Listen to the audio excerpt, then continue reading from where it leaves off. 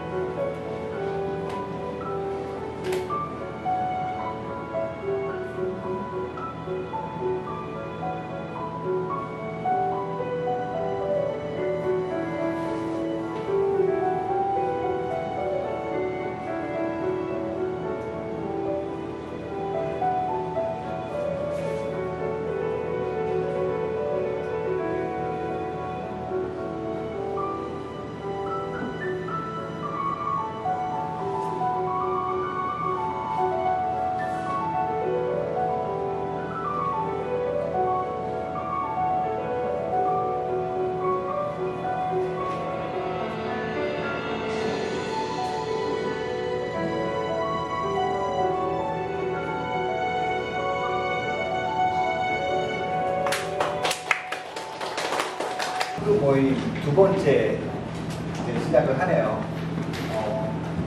올해 연말까지 총 8저 차수가 준비가 돼 있고요. 오늘은 그 중에 해외 소셜 벤처 사례 모임에 대해서 MISC 강연한 선생님들 매우 바쁘신 분인데 또 시간을 내주셔서 대구에 방문을 하셨어요. 저희가 이제 이런 포럼 행사를 매월 정례적으로 마지막 주 수요일이나 목요일 와서 이제 이 행사를 진행하고 있는데요. 아마도 다음 달 8월 달에는 그 개그우먼 정경미 씨를 저희가 지금 초청을 해서 경력분들 여성들의 어떤 그런 사회적 문제에 대해서 동의하는 시간을 가지려고 합니다. 그래서 오늘 참석하신 여러분들 외에도 또 이런 소셜 벤처에 관해서 관심 있는 그 주변 친구분들, 선후배님도 있으시면은 계속적으로 저희 그 소셜 포럼 행사에 관심을 많이 가져주십시오. 감사합니다. 네, 반갑습니다. 저는 미스크에서 근무하고 있는 강애나라고 합니다. 제가 지금 대구에 와서 되게 민망한 게 사투리를 원래 굉장히 많이 써요. 대구 분들 뵈면은. 근데 이제 서울에서 근무를 하다 보면은 사투리로 이제 발표를 할 수 없기 때문에 제가 최대한 표준어로 쓰도록 하겠습니다. 되게 민망하실 것 같아요. 들으시면서 대구 사투리가 기저에 있는데 최대한 표준어로 노력을 하도록 하겠습니다. 제가 강의 워크숍을 회사에 있으면서 많이 다니게 되는데 이렇게 사실 멋진 공간에서 또 멋진 분들과 이렇게 하게 된 계기가 처음인 것 같아요. 이런 공간도 너무 멋있고 앞선 공연도 사실 제가 보면서 굉장히 소름 끼치. 왜냐면 저 공연을 되게 좋아하는 사람인데 이렇게 시로 와인으로 진지하게 이렇게 해줬던 공연은 처음인 것 같아서 되게 감명을 받았고 또 앞서 설명해 주신 것처럼 제가 쭉 오는 패널리스트를 봤는데 정말 서울에서도 잘 섭외하기 힘드신 분들로 엄청 많이 오셨더라고요. 그래서 앞으로 이번 세션 말고도 향후 계속해서 참석을 해주시면 훨씬 더 좋지 않을까라는 생각을 하면서 강의를 본격적으로 시작하도록 하겠습니다. 사실 강의라고 이름을 붙였지만 소규모 분들이 모셨기 때문에 좀 더 인터랙션 많이 하면서 여러 가지 질문 있으시면 저희 중간중간 질문 주시면 답변 드리도록 할게요. 먼저 제가 일하고 있는 회사에 대해서 간단하게 소개를 드리려고 하는데요. 혹시 MISC라는 회사에 대해서 들어보신 적 있으신 분 계신가요? 여기서? 미스크라는 회사. 낯서시죠? 계신가요? 혹시 계신가요? 없으신 것 같은데 저희 회사는 쉽게 말해서 사회 문제를 비즈니스로 해결하는 기관들을 컨설팅하고 돕는 회사라고 생각하시면 돼요. 쉽게 말해서 컨설팅 회사로 여러분 소위 아시는 사회적 기업, 소셜벤처 같은 분들을 육성하고 투자하는 그런 일을 하고 있어요. 특별히 제가 맡은 일은 개발도상국에 있는 이런 소셜벤처들을 발굴해서 그분들을 지원하는 그런 일을 하고 있습니다. 그래서 여기 보시면 저희는 비포이라고 하는 인증을 받은 회사고 또 1% 프로 플래닛이라고 하는 이니셔티브에 가입을 하고 있어요. 처음 들으실 것 같은데 이후에 제가 강의에서 비컵이 뭔지 또 1% 포도 플래닛이 뭔지 좀 더 상세하게 설명을 드리도록 하겠습니다. 네, 이렇게 저희 회사는 크지 않아요. 한 30명 정도 되는 규모의 중소기업이고 또 저희 같은 작은 소셜벤처들이 저희의 클라이언트, 저희의 파트너가 되기도 하고 또 주로 저희의 주요 파트너들은 그 대기업, 또 공공기관 이런 분들이 또 사회혁신 사업을 하고 싶다, 사회공헌 사업을 혁신적으로 하고 싶다고 했을 때 저희 회사에 오셔서 같이 협업을 요청하시고 또 의뢰를 주고 저희는 그런 사업들을 해나가는 회사라고 이해를 하시면 될 것 같아요. 네, 저는 강애나라고 하는데 제가 초등학생 때부터 이제 애나기 때문에 별명이 하이에나였어요. 저희 회사는 별명을 부릅니다. 그래서 저는 회사에서 하이에나로 불리고 있고 그 하이에나라는 뜻이라고 생각하시면 돼요. 동물이 아니라. 그래서 제가 간단하게 저의 그 백그라운드를 좀 설명을 달았어요. 제가 굳이 뭐 이렇게 상세하게 적었던 이유는 제가 왜 대구에 이렇게 왔냐 했을 때 저는 20살 때까지 쭉 대구에서 태어나서 쭉 살았어요. 그래서 그 경남여자고등학교는 바로 여기 옆에 혹시 아실까요? 네, 여기 동네 침산동아무지개 아파트 여기 사실 아침에까지 일을 하다가 나왔고요. 경명여고 출신이에요. 그래서 여기서 아마 걸어서 한 5분, 10분 또 건너 다 아실 거예요. 대구 분들은 사실은 이제 다리 건너면 다 아시잖아요. 그래서 다 연이 있을 거라고 생각하고 친근감을 표현으로 저의 백그라운드는 넣었고 서울에서 제가 이제 대학교를 이제 이대 영문경영학과를 복수 전공을 하고 같은 대학원에서 이제 국제개발학을 전공을 하게 됐어요. 전공을 하고 그리고 이후에 이제 코이카 관련된 사업을 좀 하다가 그다음에 일반 NGO 함께일하는 재단이라는 재단을 근무를 하고 지금 미스크에서 2015년부터 이제 근무를 시작해서 지금까지 일을 하고 있습니다. 차차 제가 하게 대해서 상세하게 설명을 드리려고 하는데 주요 동력으로는 여러 가지 일을 하고 있는데 그 중에서 좀 눈에 띄는 부분에 하이라이트를 했어요. 그래서 저는 이제 오버시스 세션에 저를 초청을 해주고 제가 주로 아시아 소셜벤처 경진대회라고 해서 홍콩, 대만, 일본 등지에 있는 소셜벤처 분들과 함께 한국에 있는 소셜벤처 분들이 팀들 하는 사업을 지금 현재 진행하고 있고, 또 포이카에서 베트남 특히 사회적 기업 육성하는 사업에 2018년부터 진행을 해왔고, 또 우간다의 망고펀드라고 해서 잘 모르실 테지만 이제 소액금융 대출이라고 해서 이제 아프리카에는 그런 대출 기관들이 많아요. 그래서 그런 분들 그 기관을 방문해서 성과 관리를 도와드리는 그런 사업들을 진행했었고, 그리고 네팔에서 이제 디자인 띵킹이라고 하는 이후에 좀 설명을 드릴 텐데, 디자인 띵킹 기반 리서치를 진행을 했었어요. 그래서 학교에서 보건 문제를 해결하는 디자인 띵킹 리서치를 하나금융그룹에서 진행해달라고 의뢰를 주셔서 이제 그런 일들을 진행했었습니다. 그래서 국내 사업도 많이 하고 있지만 개도국 기반 사업들을 주로 많이 했었기 때문에 오늘 이 자리에서 제가 했던 일들에 대해서 설명을 드릴 수 있는 시간이 될 것 같습니다. 그래서 주로 저는 이제 NGO에서 오랫동안 근무했던 사람은 아니었고, 또 해외 파견직을 했던 사람은 아니었어요. 다만 정말 다양한 국가에서 이제 잠깐 단기 프로젝트를 많이 진행할 수 있는 기회가 있었고, 사실 제가 뭐 국제개발 전문가도 절대 아니고 이제 그렇게 전문가들이 훨씬 더 많으세요. 10년, 20년 현장 경험 있으신 분들 많지만, 저는 비교적 젊은 좀 섹터 소셜벤처 분들을 지원하는 일들을 좀 했었고, 디자인 띵킹 리서치 같은 그런 좀 이전에는 진행되지 않았던 좀 새로운 형태의 사업들을 개발도상국에서 진행했다고 생각해 주시면 될 것 같아요. 그래서 제가 전문가는 아니고 여전히 제가 이제 이런 경험들을 쌓아가면서 길을 좀 닦아나가고 있는 단계라고 너그럽게 이해해 주시면 좋을 것 같습니다.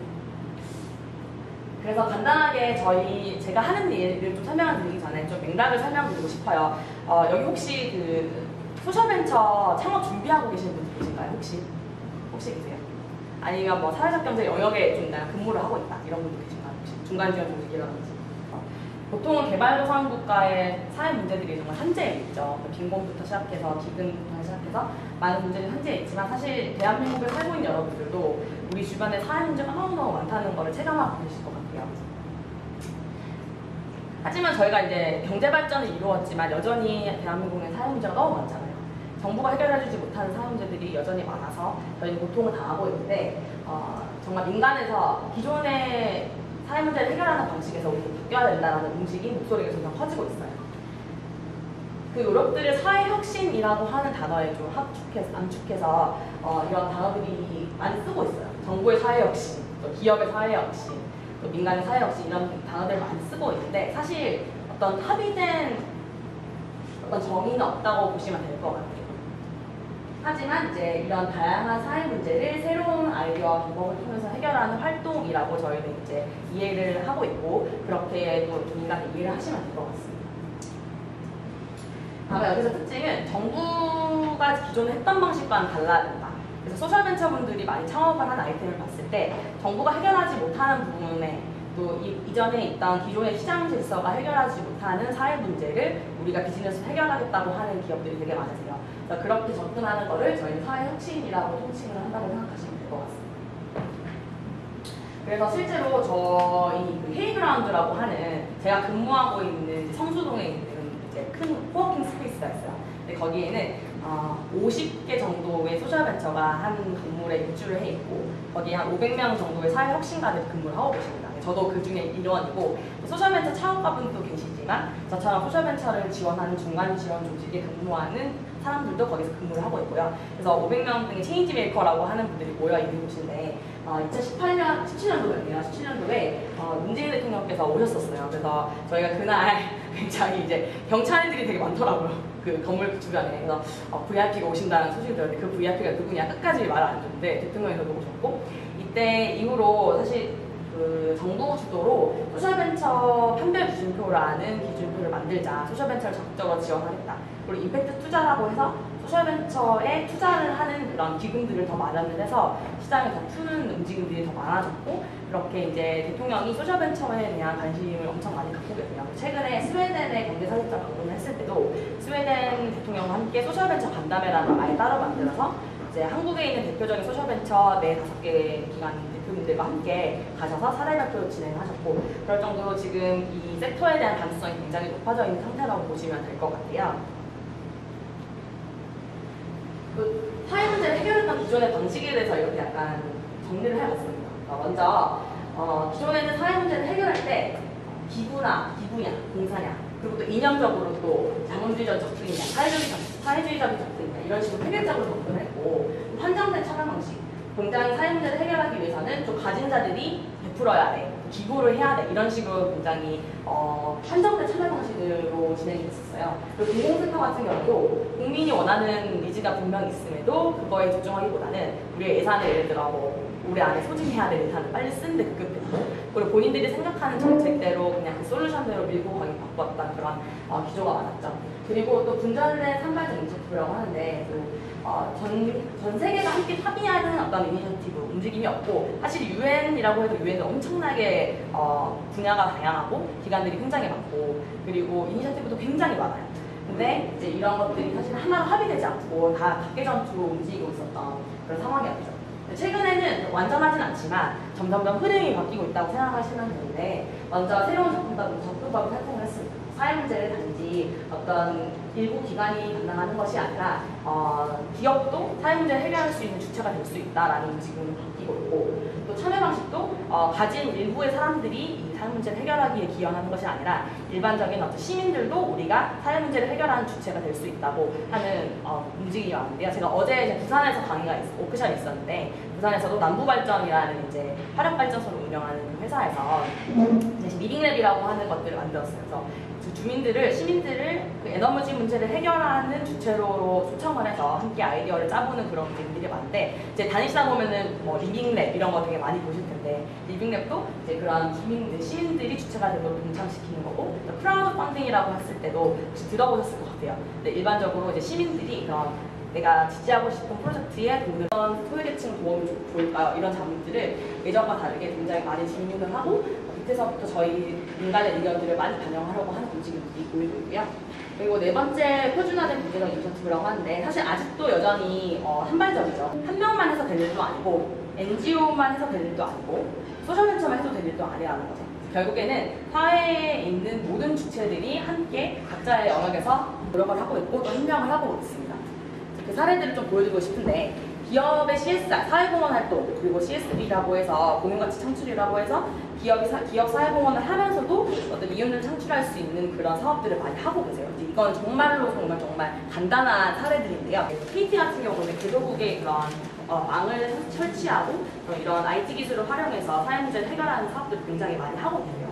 이런 식으로 본인들의 강점을 살려서 사회 문제를 해결하는 활동들을 기업들이 하고 있다라고 이해하시면 될 것 같습니다. 하지만 저희가 이제 그 진정성이라든지 그 기업이 어떻게 이제 노력을 하고 있는지는 알 수 있잖아요. 근데 그런 것들이 유한히 이제 오픈 프로 플래닛이 사실 파타고니아가 만드신 그 이니셔티브고, 이스크가 이 프로젝트 이니셔티브를 가입을 하면서 지금 저희가 이제 한국에는 사실 지부가 없어서 저희가 주변에 환경적인 어떤 가치를 추구하는 기업들한테 그 소개를 드려요. 그래서 이런 이니셔티브가 있는데 가입하실래요? 근데 가입을 하시기도 하고, 최근에는 이제 JYP 엔터테인먼트에서도 CSR 사업을, 환경적인 어떤 CSR 사업을 하고 싶다고 요청을 주셔서 저희가 이제 오픈 포드 플래닛을 소개해드렸고, 이제 가입을 하고 싶다고 이제 말씀을 하셨고, 이런 식으로 기업들이 적어도 우리가 환경적으로 우리가 무해해야 하고 정말 무해해서는 안 된다라는 인지를 하고, 또 우리가 이런 환경 풀뿌리 단체에 기부를 해야겠다라는 어떤 마인드셋이 바뀌고 있는 상황이라고 이해를 하시면 될 것 같아요.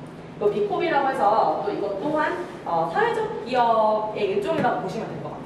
그런데 이게 미국에서 이제 만든 인증제도고, 한국에 있는 사회적 기업은 어떻게 보면 취약계층 고용, 장애인 일자리 창출 이런 쪽에 좀 포커싱이 돼 있다고 생각을 하신다면, 또 비콥 같은 경우는 사실은 어떤 지원금을 받기 위한 인증제도가 아니라 정말 기업이 내가 어떤 기업가가 예를 들어 창업을 했을 때 내가 돈을 벌기 위해서 이 사업을 하는 게 아니라 본인 나의 목적은 아니고, 나는 정말 어떤 환경적인, 아까 파타고니아처럼 나는 환경적인 가치를 창출하는 사업을 하고 싶어. 혹은 나는 지역 커뮤니티와 함께하는 마을기업일 수도 있겠죠. 지역 커뮤니티와 함께하는 어떤 사업을 하고 싶어. 다양한 니즈가 다르실 수 있잖아요. 혹은 나는 정말 우리 직원들에게 정말 복지 혜택을 주고, 직원들이 정말로 각각의 주인의식을 가지면서 열심히 일하는 그런 회사를 만들고 싶어라고 해서 임팩트 영역이 다를 수가 있는 거죠. 취약계층 창출만이 아니라 어떤 고객 분야, 어떤 지역사회 분야, 아니면 환경 분야, 어떤 그런 분야마다 나는 이제 이런 임팩트를 만들고 싶어라는 회사가 있을 수 있고, 근데 그 회사가 나는 회사의 확장된 규모와 상관없이 나는 이거를 대기업이라도 이걸 보수하겠어 라고 하는 어떤 확고한 어떤 의지가 있을 수 있잖아요. 그런 의지를 표명하는 거예요. 그래서 나는 비콥 인증이 되면은 비콥 인증 과정이 굉장히 빡세요. 그래서 정말로 한 수백 개 질문을 답을 해야 되고 심지어 증빙을 다 해야 되는 그런 일종의 과정을 거치게 되는데 그럼에도 기업들이 나는 이 과정을 거치면서 건강한 기업으로 나는 선포할 거고 그렇게 지키겠어라고 하는 의지가 있는 기업들이 비코브에 가입을 하시게 돼요. 한국에도 지금 12개, 최근에 12개가 됐는데 그런 기업들이 있고 소셜벤처 분들 중에서도 이제 비코브에 관심을 갖고 가입하시는 분도 계시고 또 대기업에서 사실 관심을 가지고 비코브 인증을 받겠다고 하시는 분도 계세요. 근데 여기서 좀 조심해야 될 부분은 이게 정말로 인증을 위한 인증? 난 비코브라고 하면 사실은 해외에서는 되게 인지도가 있고 이 기업 되게 좋은 기업이구나 라고 하는 인식을 하게 된다고 하더라고요. 근데 아직은 한국에서는 그 감수성이 낮고 하지만 이제 대기업들은 글로벌 사업 진출을 할 때 비코브 마크가 되게 유리하다 보니까 그런 것들을 좀 악용하려고 하는 사례도 있는 것 같아요. 그래서 그런 경우에는 굉장히 조심해야 되고 아까 말씀드렸던 것처럼 정말로 이 기업이 내가 정말로 임팩트, 긍정적인 사회에 긍정적인 영향을 끼치는 그런 일을 하고 싶어 그런 사업을 나는 할 거야라고 보수하고 싶을 때 또 그러한 의지가 있는 기업들이 사실 비코브이 되기를 저희가 권장드리고 하고 있어요. 그래서 사실 이렇게 정확하게 말씀드렸죠. 미스크도 비코브이고 그래서 저희도 사실 완성된 조직은 아니지만 정말 노력을 하고 있어요.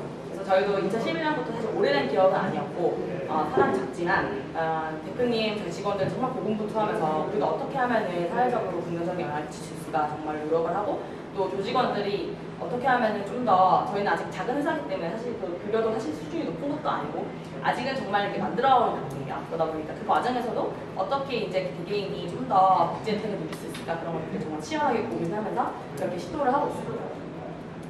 그래서 여러분 잘 아시겠지만 그렇게 그 움직임과 더불어 소셜벤처 사회적 기업들이 정말 많이 등장을 하고 있고 혹시 마리몬드라고 하는 회사 아시나요? 아시는 분 계시나요? 아시죠? 그래서 마리몬드도 저희 그 헤이그라운드 저희 코워킹 스페이스 3층에 이제 입주해 있는 기업이세요. 그래서 이런 기업도 있고 또 이원코리아라고 하는 이 아이템 혹시 보신 적 있으세요? 있으신가요? 대표님 보신 것 같고 그 이원코리아는 제가 되게 좋아하는 시계 브랜드인데요. 시각장애인들을 위한 시계 브랜드. 창업자분이 재미겹고 분이신데 원래 이제 시각장애인들을 위한 시계를 만들어야겠다고 결심을 하고 시각장애인을 위한 시계를 프로토타입 시제품을 제작을 했어요. 근데 여러분 시각장애인을 위한 시계를 만들었을 때 어떤 기능을 추가하고 싶으세요? 혹시? 점자 맞아요. 점자도 있을 수 있고 또 어떤 기능이 필요할까요? 시각장애인 맞아요. 소리, 음성 인식 또 어떤 게 있을까요? 대표적으로 이제 그런 두 가지 촉각이나 이제 음성인식 이런 것들이 들어가야지 시각장애인들이 쓸 것이다라고 생각을 할 것 같아요. 그래서 처음에 이 대표님이 음성인식이 되는 시계를 만들어서 시각장애인분들이 쓸 수 있도록 이제 그걸 테스트를 했대요. 근데 막상 해봤더니 시각장애인분들이 되게 싫어하시는 거예요. 음성인식이 되는.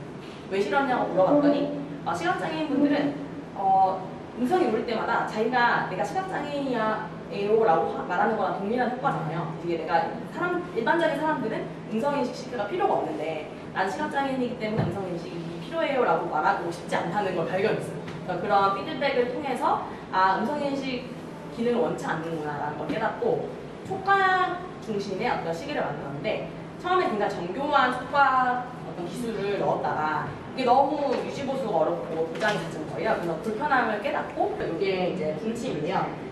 아무리 이제 구슬을 돌려도 자석 때문에 이제 시계 정시를 딱 가르치게 돼 있어요. 그래서 우리가 뭐 예를 들어 경계선형 아동들을 교육하는 재단을 선택을 하겠어라고 해서 그 기금을 모은 자금을 이제 제공을 합니다.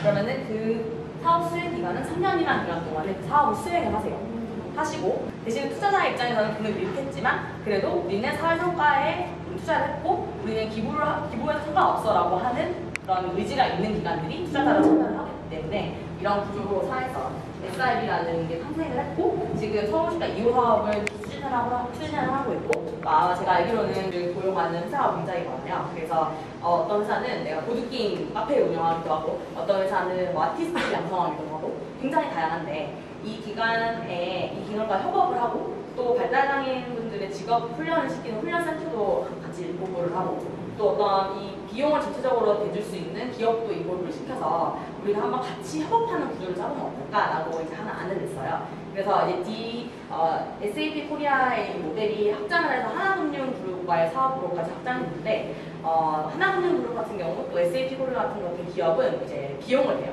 그래서 이 전체 사업비를 대고 이 사업비를 저희는 중간에서 운영을 하는 회사가 되는데 미스크는 이 사업을 어떻게 운영을 하냐면 이제 소셜벤처에게 이제 이 발달장애인들 인건비로 인턴십 인건비로 제공을 해요.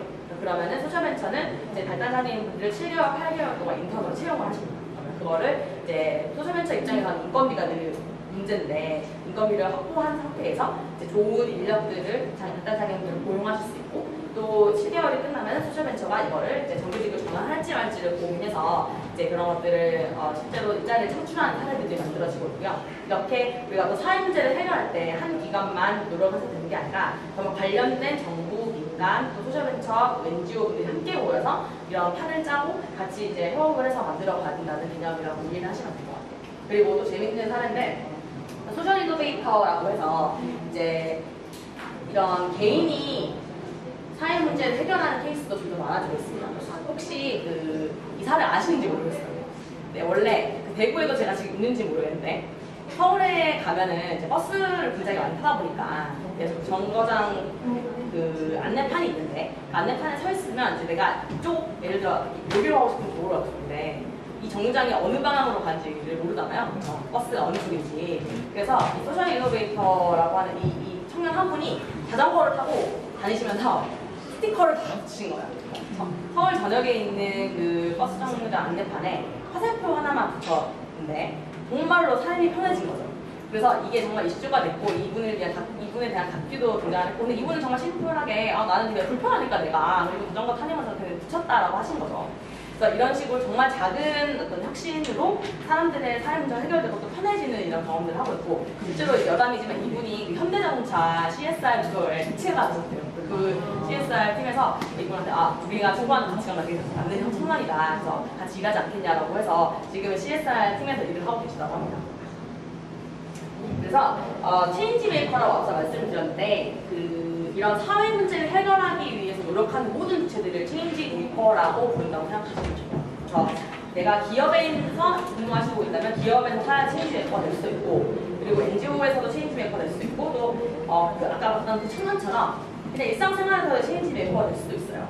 그래서 루트 임팩트라고 하는 회사 사단법인인데요. 이 사단법인이 저희 헤이그라운드라는 그 건물을 만든 회사고 사단법인이고 또 이런 체인지 메이커들을 양성하고 지원하는 일을 그 사단법인의 미션으로 하고 있어요. 그러니까 그쪽에서 이제 분류한 게 물품인데 이렇게 16가지의 체인지 메이커의 유형이 있을 수 있다고 하는데 이 사이트에 들어가 보시면 여러분이 루트 임팩트 검색해 보시면 서베이가 있어요. 그래서 여러분들이 한번 서베이를 선택하시면 내가 어떤 유형의 체인지 메이커구나라는 거를 유형화를 확인하실 수가 있고 제가 그래서 한번 검증해 보겠다고 오기 전에 한번 했더니 정말 제가 이게 나오더라고요. 소셜벤처 시켜주고 그래서 꽤 정확한 그래서 저는 약간 야매가 했는데 했더니 정말 제가 속한 섹터에 결정이 됐고 그래서 여러분 관심 있으시면 내가 체인지 메이커니까 궁금하시면 한번 들어가서 해보셔도 좋을 것 같아요. 제가 오늘 이 자리에서 또 집중적으로 소개해드리고 싶은 사례는 소셜벤처 창업가에 대한 사례입니다. 특별히 개도국에 있는 소셜벤처 창업가, 제가 체인지 메이커라고 할 때 오늘은 이 소셜벤처 창업가라고 이해를 해주시면 될 것 같습니다.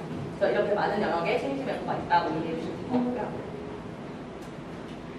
본격적으로 얘기를 드리고 싶은데 사실 그 선진국에서도 체인지 메이커 굉장히 많고 소셜벤처 창업가뿐만 아니라 되게 다양한 영역의 미디어에서 있을 수도 있고 또 어떤 중간주의적 조직, 투자나 모든 어떤 다양한 컨셉의 체인지 메이커가 있을 수 있는데 오늘은 제가 좀 개발도상국이라는 지역의 환경을 좀 설명을 드리고 싶어요. 여러분 개발도상국 하면 어떤 이미지가 떠오르시나요? 어떤 이미지 떠오르세요? 불쌍한 나라. 그리고 요즘에는 또 워낙 또 베트남 막 이런 데 되게 핫하잖아요. 여행 진짜 많이 가시더라고요. 캄보디아 같은 나라, 네팔도 트레킹하러 많이 가고 사실은 개도국 가보면은 딱 두 부류는 아닌데 정말 그 개도국에서 사는 일상이 삶인 사람들 그리고 또 잠깐 그냥 여행하러 온 여행객들 굉장히 많아요. 백인들 진짜 많고요. 아시안 사람들이 점점 많아져서 홈카페라고 여러분 그 카페콩 혹시 아시나요? 베트남의 카페콩 그리고 아마 대구에는 아직 없는 걸로 알고 있는데 서울에 아마 1호 전에 생겼어요. 근데 카페콩이 베트남에 있는 대표적인 뭐 스타벅스 같은 일종의 카페인데 가보면 한국인밖에 없어요. 한국인밖에 없고 캄보디아 뭐 시엠리 앙코르와트 가면 진짜 한국 완전 효도광 막 코스 그래서 한국인이 정말 많고 이런 것들 보면 저는 일을 하러 가기 때문에 가서 딱 보면은 되게 인생이 뭘까 이런 생각하게 되죠. 왜냐면 개발도상국에서 저렇게 어렵게 그냥 길에서 스트리트푸드 팔면서 어렵게 하루하루 살고 있는 사람들의 도 보이고 왜 가난이 죽지 않을까 이런 정말 근본적인 질문을 하게 되는데 사실상 이런 이미지들이 많이 떠올라요. 그래서 최근에는 좀 바뀌고 있는데 불과 몇 년 전만 해도 아직도 사실 많은 것 같아요. 이런 기아에 허덕이는 아이들의 이미지들이 정말 매스컴에서 많이 등장하고 정말 우리가 뭐 도와줘야 될 아이들 이런 느낌이 들게끔 사실 이게 빈곤 포르노라고 해서 이제 이런 것들은 해서는 안 된다는 움직임이 더 많아지고 있어요. 아이들을 팔아서 모금을 해서는 안 된다. 사실은 아프리카에 가도 정말 수동적인 사람들이 아니라 정말 능동적으로 삶을 해결하고자 하는 사람들이 너무나 많은데 아직까지 이제 우리들의 인식 속에서는 저희 부모님 특히 부모님들 세대 그리고 저희 고모 뭐 친척 때만 해도 나 위험한 데 가지 마라 이렇게 얘기하시고 제가 개발협력 공부했다고 하면 저희 엄마 나 개도국에 사회봉사하러 갔는데 그런 걸 왜 넌 직업으로 삼으려고 그래 이런 정말 이렇게 그런 아직 인식이 정말 많아요. 그래서 제가 이걸 깨기까지도 되게 오랜 시간이 걸렸고 사실 그렇게 접근해서 안 된다 더 이상은 말씀을 또 드리고 싶은데요. 사실 불교 우리나라도 놀랍게도 아시잖아요. 70년 전만 해도 저희 정말 최빈국가였고 정말로 처참한 상황에 처했던 나라였죠. 근데 정말 놀랍게도 우리나라처럼 많이 들어보셨을 것 같아요. 원조를 받던 나라에서 원조를 주는 나라로 변한 케이스는 전 세계에서 딱 하나 우리나라밖에 없다고 하더라고요. 국제개발을 했을 때도. 그래서 이제 다양한 나라에서 한국이 도대체 70년 만에 어떻게 그렇게 가난한 전쟁 폐허에서 이렇게 될 수 있을까 궁금하고 그런 케이스에 대한 분석이 여전히 이루어지고 있는데 사실 저는 정답은 없는 것 같고 한국의 모델을 해외에 심어서는 안 된다고 생각을 하고 정말 저희 안에 이제 다양한 요소들이 있었다고 생각을 하거든요. 가난을 해결하기 위한 정치적인 이슈일 수도 있고 경제적인 어떤 정책일 수도 있고 아니면 시민들의 정말 우리가 새마을 운동을 했던 시민들의 근면 성실 때문이었을 수도 있고 다양한 요소들이 있기 때문에 그렇게 단편적으로 복사를 해서는 안 된다고 생각을 합니다. 아프리카가 그냥 봉사하는 단체가 아니다. 어떤 봉사단을 보내는 단체가 아니다라고 이해를 해주시면 좋을 것 같고 국제개발협력도 이렇게 단순히 어떤 봉사단을 보내는 것 그리고 원조로 기부를 때리는 것 이런 게 아니라 굉장히 다양한 형태로 이루어지고 있다고 이해를 해주시면 좋을 것 같아요. 그래서 국제개발협력은 아까 말씀드렸던 대로 한국에 있는 사회혁신이 정말 다양한 지체들을 통해서 다양한 형태로 이루어지는 것처럼 개발도상국에도 국제개발협력이라는 것은 다양한 지체들의 노력으로 다양한 형태로 이루어지고 있습니다. 그래서 ODA라고 하는 것은 그 중에서도 공공기관, 또 포이카, 또 스트리브넷 같은 공공기관들이 한국의 국민들의 세금을 활용해서 이제 ODA를 하는 거라고 해외 원조를 하는 거라고 생각을 하시면 될 것 같아요. 이렇게 다양한 형태들이 있을 수 있고 재난 현장에 인도적 지원을 할 수도 있고 또 NGO들을 통해서 프로그램이 진행될 수도 있고 또 긴급보호라고 활동으로 진행될 수도 있고 다양한 형태의 국제개발협력 사업들이 있고 또 다양한 기술들이 있습니다. 이 가운데서 사실 리스크 같은 회사도 정말 한 분야를 담당하고 있다고 생각을 하시면 될 것 같아요. 저희는 중간 지원 조직이라고 이해를 하시면 될 것 같고 실제로 이런 국제개발협력의 노력들이 개발도상국 발전에 도움을 주고 있을까 했을 때 많은 회의적인 목소들이 있어요. 그래서 실제로 연구 주제 중에서 정말로 이런 원조의 양은 증가했는데 아프리카의 개발은 경제 성장은 동시에 이제 이루어지고 있을까 했을 때 사실 그렇지 않다라는 자료들이 굉장히 많았던 거죠. 그리고 실제로 단밀사 모여라고 하는 대표적인 그 개발학자분께서는 아프리카는 원조라는 것에 중독되고 있다라고 표현했을 정도로 원조가 더 이상 아프리카 사람들 도와주지 않아 라고 말을 하는 거예요. 명확하게. 그래서 원조 회수하지 마라 이렇게 하는 학자들도 등장하기 시작했습니다. 그래서 이 한 가지 예로 이 플레이 펌프라고 한 사례 혹시 아시는 분 계신가요? 플레이 펌프라고 한 사례가 있는데 이게 어떤 거냐면 보통은 이제 아프리카 주민들이 물을 푸실 때 이제 펌프질을 해서 물을 얻잖아요. 근데 이 플레이 펌프를 개발한 한 분이 아이들이 노는 이 뺑뺑인가요? 이 메리고라운드를 물면 물수록 이제 이게 공격이 돼서 펌프를 끌어올릴 수 있는 그런 기술을 만드신 거예요. 이거 등장했을 때 모든 사람들이 농업 포럼에 이거를 출품했는데 굉장히 획기적인 아이디어다. 그래서 광고 회사에서 관심을 가지고 우리 이거 광고판이랑 연계해가지고 유지보수 있는 광고판 떼는 걸 걸고 이거 이제 먹힐 거야 이렇게 하면서 막 홍보를 하기 시작한 거예요. 월드뱅크에서도 이게 막 혁신상으로 수상을 하기도 하고 심지어 이제 그 클린턴 대통령, 부시 대통령이 거의 수백억 단위의 이제 돈을 기부를 해서 플레이 펌프 인터내셔널이라고 NGO가 심지어 생겼어요. 그래서 아프리카 2010년 동안에 거의 1000개 지역 전역에 제가 말씀드렸던 것 같아요. 그래서 이런 식으로 이제 펌프질을 해서 불을 끌어올리는 거고 아이들 놀면서 그리고 실제로 2008년도만에 1000개 지역에 이제 설치가 됐고 2010년도에는 4,000여 개를 설치하겠다. 창의적인 아이디어가 세상을 구한다고 이런 프레임이 엄청 유명했던 거예요. 그런데 가디언즈에서 2009년경에 아마 이 아프리카 전역을 다녔는데 실제로 그게 작동되고 있던 펌프가 없었다는 걸 발견하였어요. 그래서 어떤 지역을 가도 펌프가 돌아가고 있지 않다는 걸 발견했는데 사실상 이 펌프를 통해서 마을 주민들이 물을 공급을 받으려면 27시간 동안 이 펌프가 돌아가야 했던 거예요. 놀이기구가 돌아가야 했고 또 아이들은 심지어 이거 좋아하지 않는 거예요. 왜냐면 아이들이 몇 시간 동안 그것만 노는 것도 아니고 심지어 그걸 할 때 펌프가 느려지는 거죠. 펌프질이 연결되어 있다 보니까. 그러니까 재미가 없는 거예요. 이런 식으로 정말로 수혜자들의 니즈를 파악했을까? 아이들 한 번이라도 인터뷰를 했을까? 정말로 이 사람들이 필요한 게 뭔지 한 번이라도 파악했을까 했을 때 그렇지 않았다는 게 여전히 증명이 됐고 수백억 단위의 돈이 정말로 그 대도국 땅에서 쓰레기가 된 거죠. 그러니까 이런 사례들이 너무너무 많기 때문에 더 이상 이렇게 그냥 공급자 중심의 어떤 디자인, 사업을 디자인해서 안 된다라는 목소리가 점점 커지기 시작하고 있고 지금도 저희는 이제 미스크는 절대 이래서는 안 된다라는 기조로 사업 운영을 하고 있습니다. 그래서 아까 감비싸 모요의 말이 틀린 게 아닌 게 정말로 정말 쓸데없는 돈이 대도국 현장에 들어가고 있고 그걸로 인해서 여전히 빈부격차는 심하고 또 어떤 그 주민들의 삶은 개선되지 않고 그런 사회 문제는 점점씩 막혀지는 그런 악순환이 계속 발생을 하고 있는데요.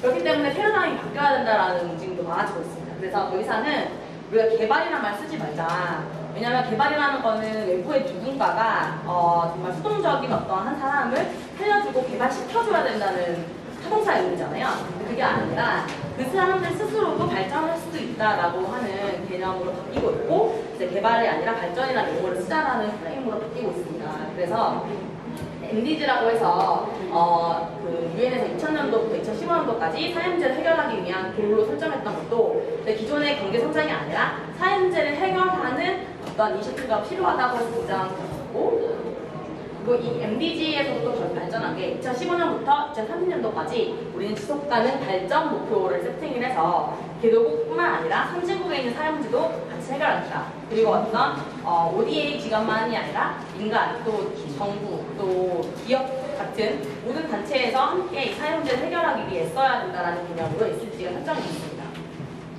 그래서 아까 말씀드렸던 것처럼 예전에는 그냥 탑다운 방식으로 공급자가 이 사업을 디자인해서 내보내기 바쁘셨어요. 이거를 사업을 하시기 바쁘고 그냥 빨리 예산 풀기 바쁘고 아까 플레이드 사례처럼 플레이 펌프 사례처럼 그냥 돈을 받아서 빨리 설치하기 바쁜 그런 안타까운 사례가 발생을 했었고 하지만 이게 더 이상 안 된다. 그리고 주민들이 직접 본인들의 사회 문제에 대해서 정의 내리고 또 이 문제를 해결하기 위한 주체가 될 수 있다라고 해서 바트머 어프로치로 바뀌고 있다고 생각을 하시면 될 것 같아요. 이런 노력들이 있고 이 일환으로 저희 회사는 이제 인간중심 디자인 띵킹이라는 세계관 공론을 저희 회사의 주요한 전략으로 생각을 하고 있어요. 그래서 오늘 디자인 띵킹에 대해서 정확하게 다 설명을 드리기 어렵지만 기본적으로 이해를 하시고 좋은 분은 바로 인간중심적으로 생각하는 사고방식이라고 생각을 하시면 되는데 아까 플레이 펌프 사례처럼 그런 잘못, 그런 낭비를 발생시키지 않기 위해서 정말로 우리는 먼저 수혜자에 공감해야 된다.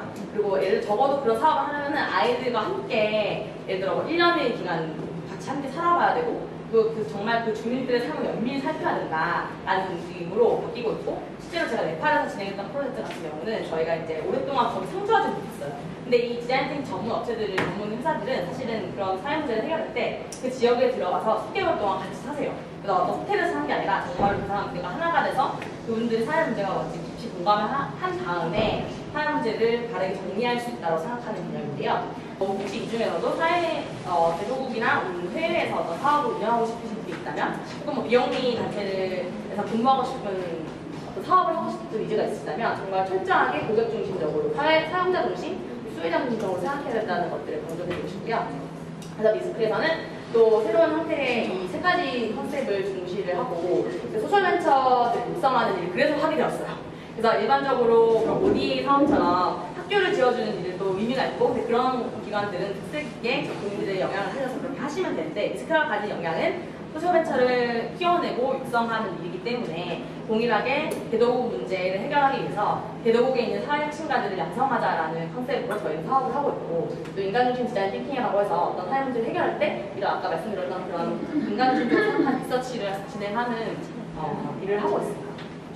그래서 이렇게 개발도상국뿐만 아니라 우리나라에도 이런 형태의 이제 사회적 기업들이 있는데, 기본적으로 정말로 비영리의 스타일의 사업을 하시다가 예를 들어 비영리만 하면 지속 가능성이 없기 때문에 수익 사업 하고 싶어라고 해서 사회적 기업을 만드시는 케이스도 있고, 혹은 이 가에 있는 체리티라고 하는 부분이라고 보시면 될 것 같고요. 그 가운데 부분은 우리가 비즈니스야, 그러니까 철저하게 비즈니스인데 우리는 사회 문제를 해결할 거야 라고 하는 비즈니스를 통해 사회 문제를 해결하겠다라고 하는 그런 형태도 있을 수 있고, 혹은 그냥 딱 봐도 영리기업이에요. 근데 우리가 영리기업에서 번 수익금으로 우리 기부를 하겠어 라고 하는 그런 사회적 기업도 있습니다. 이걸 한 번씩 차차씩 있습니다. 각각의 페이드 콜칭 투게더하고 승원을 넣어서 투게더에 가서 알파벳 에디션을 따가지고 이런 사회적 이슈가 될 만한 미션, 소셜 미션에 대한 테마를 정해가지고 진행을 하고 있고요.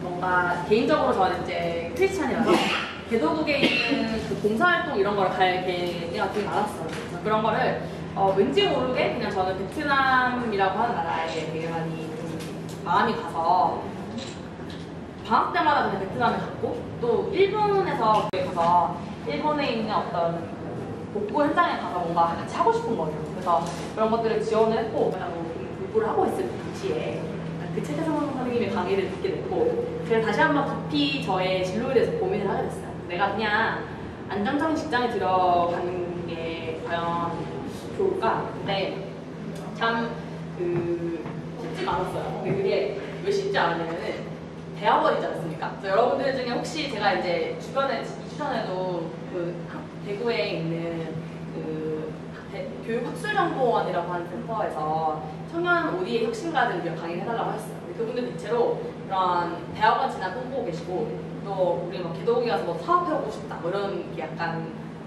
좀 뭐랄까요, 큰 그림을 그리고 계신 분들이 계시거든요. 그래서 제가 정말 명확하게 말씀드리는 거는, 여러분 대학원은 정말로 학문 연구하는 것보다 여러분 안에 해결하고 싶은, 연구를 해결하고 싶은 질문이 없으면 절대 가지 마세요 라고 말씀을 드렸거든요. 저도 똑같은 시행착오를 했던 게, 저는 이런 좋은 뜻을 품고 대학원을 갔는데 너무 어려웠어요. 왜냐면 제가 연구하고 싶은 분야가 좀 구체적으로 뭐 보건이면 보건, 교육이면 교육 그렇게 명확하게 있었던 게 아니었고, 그냥 가면 찾을 수 있지 않을까라는 생각으로 회사가 들어갔는데, 그거는 저절로 생기지 않더라고요. 그래서 어떤 공부를 한다고 해서 내 안에 어떤 이 문제를 해결하고 싶은 연구 주제가 떠오르는 게 아니었던 거죠. 그래서 그 후에 제가 1년 정도 공부를 하고, 그 당시에 제가 정말로 좀 운이 좋게 이스크라는 회사가 저희 그 대학원에 강사로 오셨어요. 그때는 이제 단기 수업을 한 3-4클래스를 해주시러 오셨었고, 그때 그 수업을 들었을 때 처음 알게 됐어요. 제가 오늘 말씀드렸던 그 강의 내용처럼 대도국에 있는 사회혁신가들이 있고 소셜 비즈니스로 사회 문제가 해결돼 라는 걸 소개를 딱 들었을 때, 아 이건가 보다. 그러니까 이게 너무너무 재밌다 라는 생각이 들어서 관련된 교수님한테 빌붙어서, 교수님 저 이 사업 너무 하고 싶고 이 관련 프로젝트 너무 하고 싶습니다 이렇게 막 거의 바지가를 이제 끌어당기는 심정으로 교수님한테 컨택을 해서, 그래서 이제 여러 가지 코이카 사업 같은 것들을 좀 해보게 됐어요. 그래서 하게 되면서 이쪽 섹터에 이제 발을 들이게 된 거죠. 그래서 지금 그런 좀 전철을 통과하면서 이 섹터에 오게 된 것 같아요.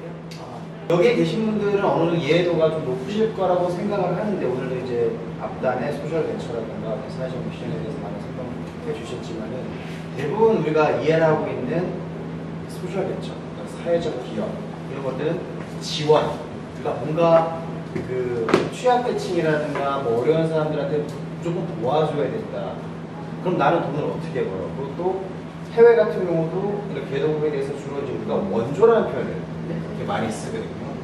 같이 협력이라는 표현도 원조, 뭐 ODA 같은 경우 그런 거에 대해서 오히려 이 자생력을 갖추지 못하게 만드는 게 아닌가, 기업들이라든가 국가에게 뭐 그런 거에 대해서 혹시 뭐 의견이나 생각이 있으신지 한번 좀 주신 질문에 대한 제 생각을 강의 중간중간에 많이 이제 노출을 했고 말씀을 드렸던 것 같긴 한데, 사실은 저는 어떤 ODA처럼 원조하는 방식으로 사회 문제가 바뀌었다고 생각하진 않거든요. 왜냐면, 근데 물론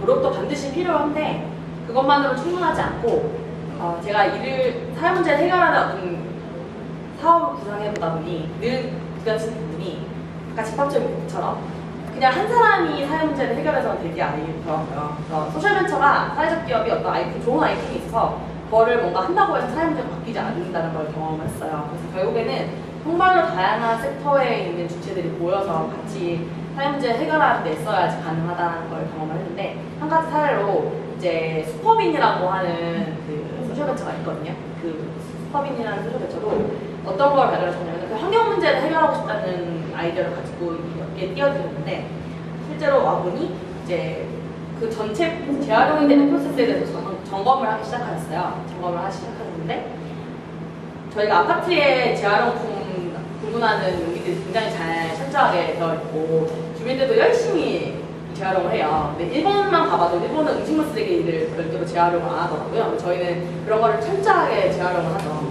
우리는 마음속으로 이제 이게 재활용이 될 거고 업사이클링으로 활용될 수 있을 거고 이런 식으로 안기를 하는데, 사실상 그 대표님이 이제 점검을 해봤더니 실제로 재활용 폐기 선별을 해서 폐기를 해서 뭔가 재활용이 되는 비율을 따져보니 실제로 들어오는 거의 20% 정도밖에 재활용이 되지 않는다는 걸 발견하신 거예요. 그래서 선별 과정에서 선별 업체들이 민간 업체를 쓰는데 그게 굉장히 순도가 낮은 거죠.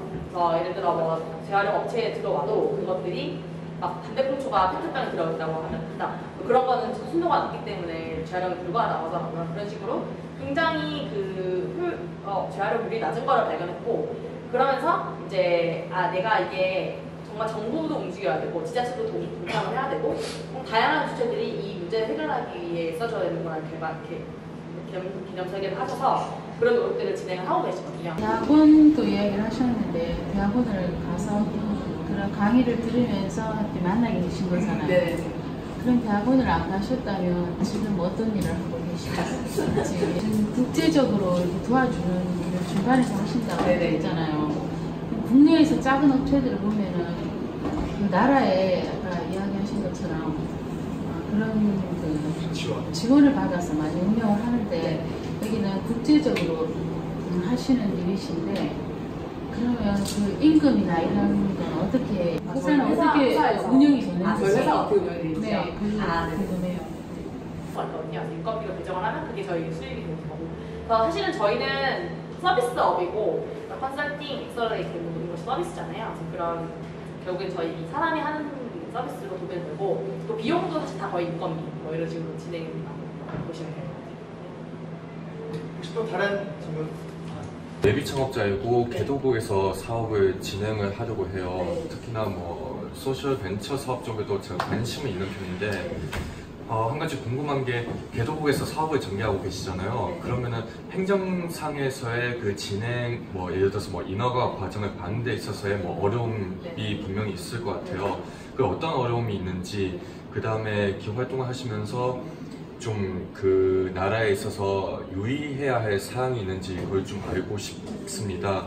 그리고 이 소셜 벤처 사업을 전개하는 데 있어서 그 개도국 행정부의 투명성이라고 할까요? 행정적인 절차의 그 투명성 어느 정도 지금 이렇게 그 어떤 스탠스로 가고 있는지, 그 다음에 그 사람들의 그 반응이라든지 인식에 대해서도 좀 곁들여 주시면 감사하겠습니다. 네네. 여기서 저는 청년들 중에서 뭔가 나는 국제개발과 사회혁신의 접점에서 일하고 싶어라고 하는 청년들 굉장히 많으시거든요. 그래서 뭐 개도국에서 창업하고 싶어, 아니면 뭐 미스크에서 일하고 싶어 이런 청년들이 되게 많아요.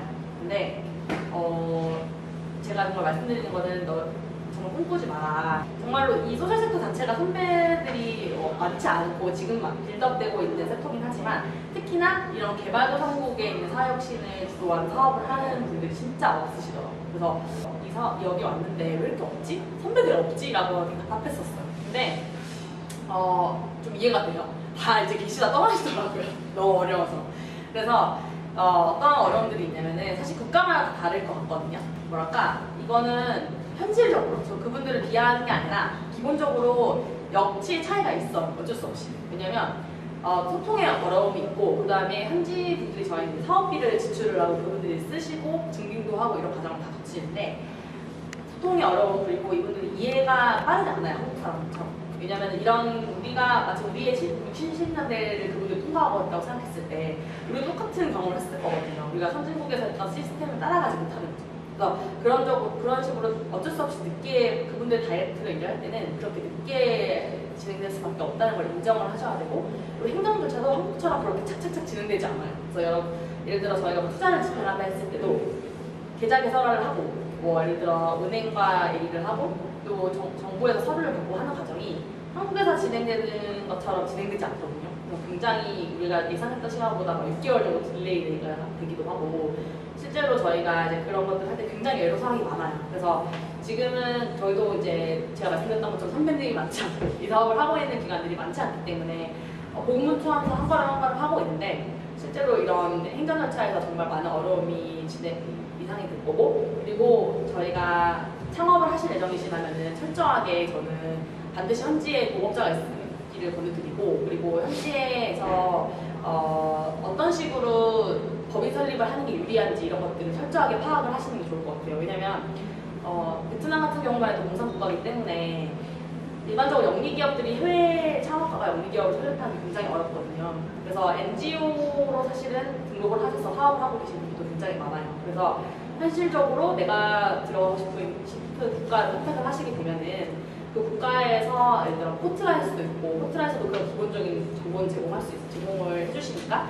이제 혹은 또 현지에서 이미 창업을 하신 창업가분들을 반드시 만나서 그분들에게 법인 형태라든지 그리고 어떤 식으로 사업을 운영하는 게 유리한지를 철저하게 들으시는 게 좋을 것 같아요. 그리고 저희가 15년도에는 지금은 이제 현지 기업가들을 지원하는 사업을 하고 있는데, 15년도에는 사실 한국인 창업가를 인도네시아, 캄보디아, 베트남에 보내서 그분들이 직접 현지에서 창업을 하는 아이템을 사업을 한번 해보자고 해서 운영을 했었거든요. 철저하게 실패했어요. 왜냐면 현지인들만큼 한국인들이 거기 가서 현지의 문제를 파악하거나 현지 네트워크를 활용하거나 현지에 있는 어떤 여러 가지 맥락에 대해서 이해할 수 있는 능력이 없으신 거죠.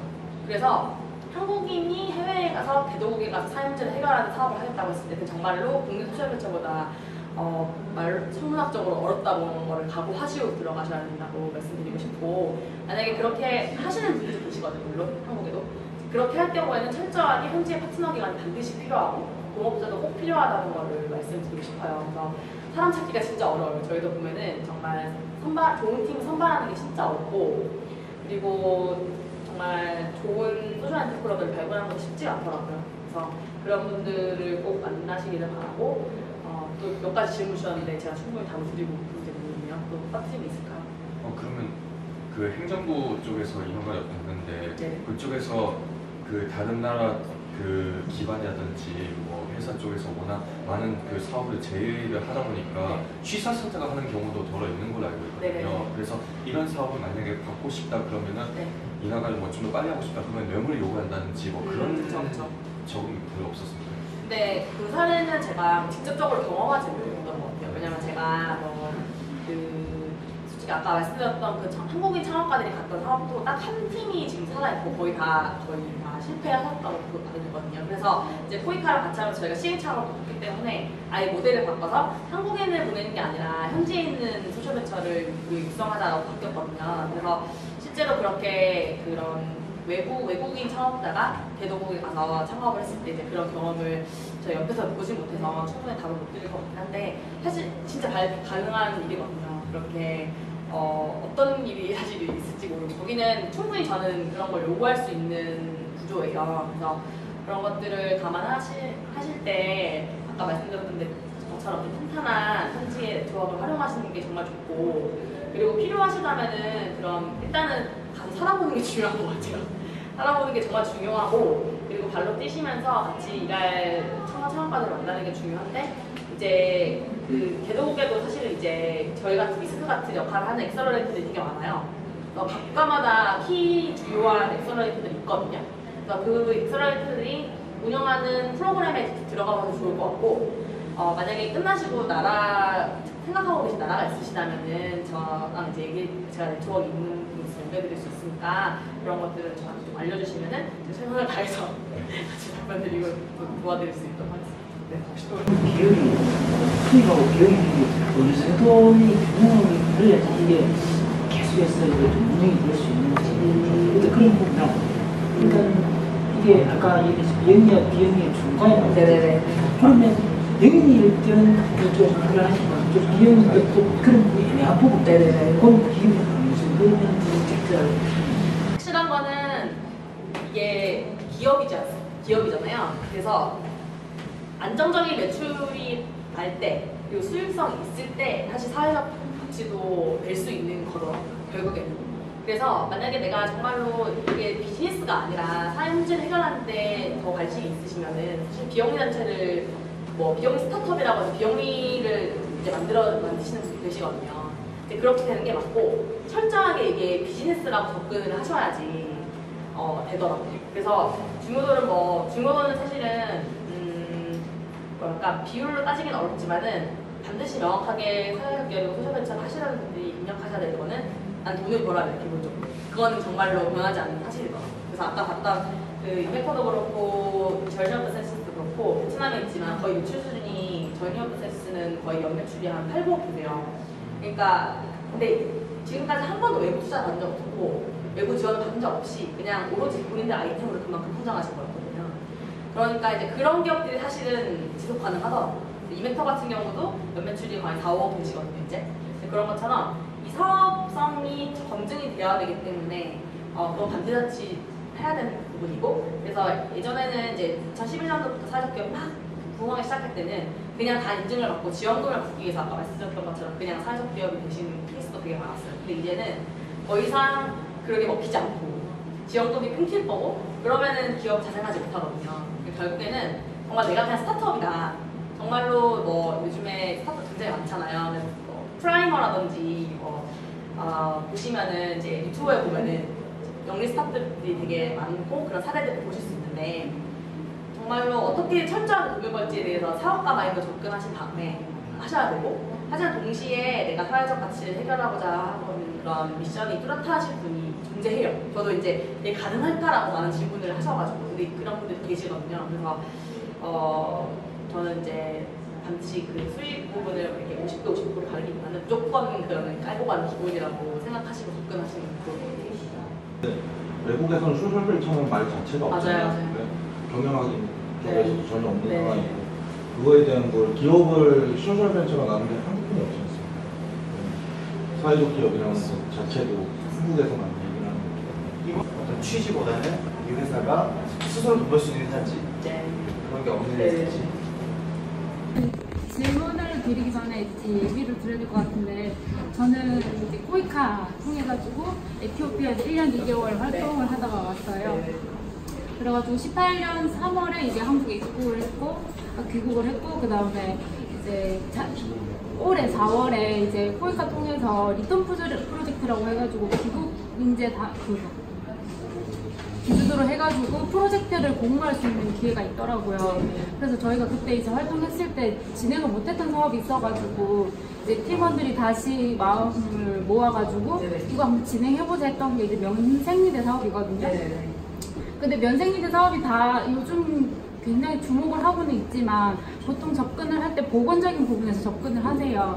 근데 저희는 이제 새마을 세계화 재단이라고 해서 그쪽에서 같이 코이카 활동을 했기 때문에 보건적인 부분보다는 이제 저희는 직업 창출, 마을 주민들의 직업 창출에 접근을 했어요.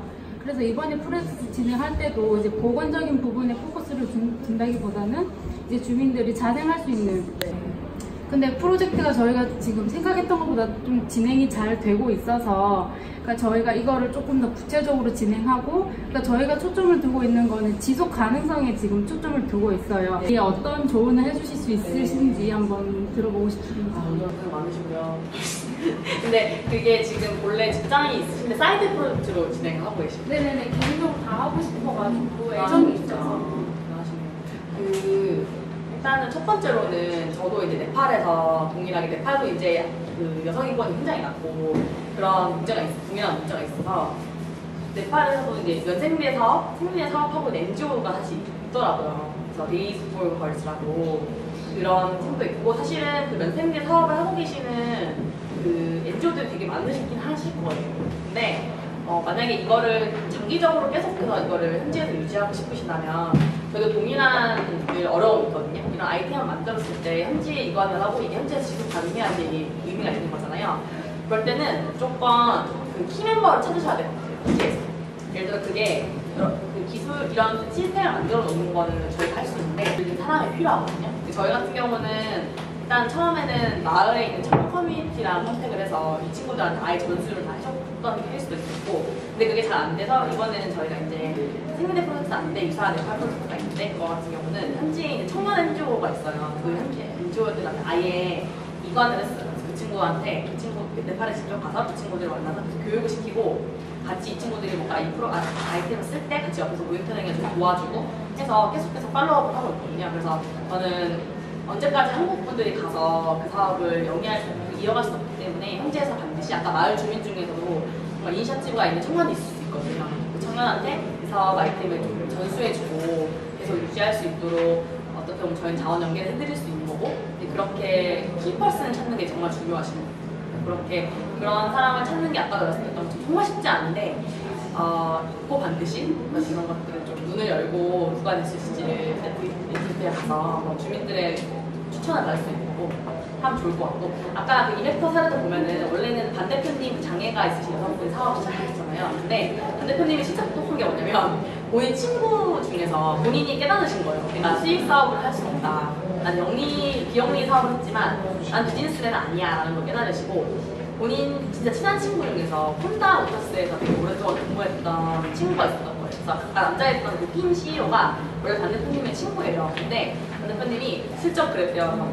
마치 우리 주주로 참여하지 않을래 했다는 거예요. 그래서 약간 이상했대요. 낌새가. 난 이 회사 잘 모르는데 주주 해도 되나 생각했는데 대표님이 그 대표가 그래 주주 해야지 뭐 이렇게 한 거예요. 근데 이제 비즈니스 백그라운드가 있으니까 궁금한 거 있으면은 휘 대표한테 많이 질문을 하셨다고 하더라고요. 휘 대표가 어드바이저처럼 막 질문 도와줘주고 사업하는 거 이렇게 했는데 어느 순간 보니까 2016년도에 이제 주주로 들어와서 2017년도 한 중반기 되니까 갑자기 CEO로 하라고 그래서 CEO가 됐대요. 그래서 이제 그런 식으로 정말로 좀 키퍼슨 내가 이거를 정말로 지속 가능하게 할 수 있는 사업가를 찾아서 그분한테 전수해주는 게 제일 좋으실 것 같고 그리고 이제 뭐 다른 번외로는 저희가 이제 아시아 소셜벤처 경쟁대회라고 지금 모집을 하고 있거든요. 참여팀들을. 그래서 만약에 그 사업 아이템을 조금 확장시키고 싶으시면은 저희 그 팀 아이디어 단계팀 뽑고 있으니까 거기 지원하셔가지고 저희랑 물론 비스크가 서울에 있긴 해요. 근데 이제 가끔씩 오셔서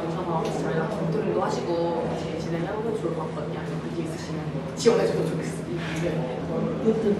어떤 대행사를 한다거나 아니면 그런 쪽으로 아니면 그 지역 내로 한다거나 아니면 고객을 한다거나 이런 경우는 어떻게 하는 것이죠? 그게 그 아까 마지막 보여드렸던 유형처럼 결국엔 창업가가 결정하게 나르거든요. 그래서 본인들이 내가 예를 들어 내수시장, 개도국 내수시장을 타겟으로 해가지고 고객들을 그 개도국 주민들을 고객으로 하겠다라고 하면은 철저하게 그 발품을 파시고 그리고 혹은 그 개도국에 있는 진짜 말씀하신 에이전시를 통할 수도 있는 거고 아니면은 그 네트워크를 잘 갖고 있는 창업자 혹은 네트워크를 활용하시는 게 제일 좋아요. 그래서 그런 개도국 전문가가 반드시 필요하고 개도국 주민들이 그래서 같이 협업하시기를 보내드리는 것도 그 이유고 혹은 뭐 크래프트 링크 사례처럼 개도국 생산자와 국내에 있는 소비자를 연결하는 그런 사업을 하고 계시는 분들이에요. 그럴 경우에는 어쨌든 고객은 한국 주민들인 거잖아요. 시민들.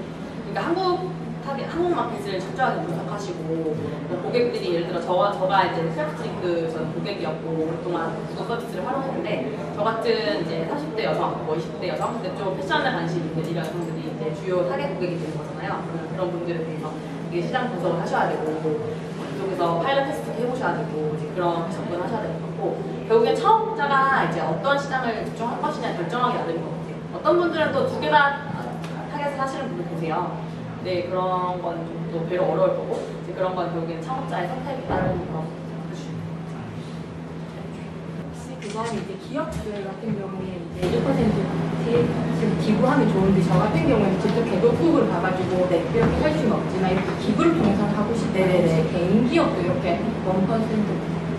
네. 개인 기업 하고 이제 창업을 하고 나면 수익을 기부를 하고 싶은데 어떤 방법을 이제 고민한 환경 쪽에 가보면 많은데 이제 이렇게 알게 되는 이제 가입 방법이라든지 개인 기업들은 어떻게 참여하고 있습니까? 개인 기업도 참여 가능하시고요. 이게 제가 조금 약간 헷갈리는데 원래 기업을 위한 이슈이긴 한데 개인도 참여를 하시기도 하신다고 들었거든요. 근데 아마 제가 알기로는 기업이고 그거는 사이트에 들어가시면은 제가 나중에 또 끝나고 메일 좀 알려주시면 한국 브로셔 자료가 있어요. 그거는 사이트에 들어가시면 절차가 되게 간단해요.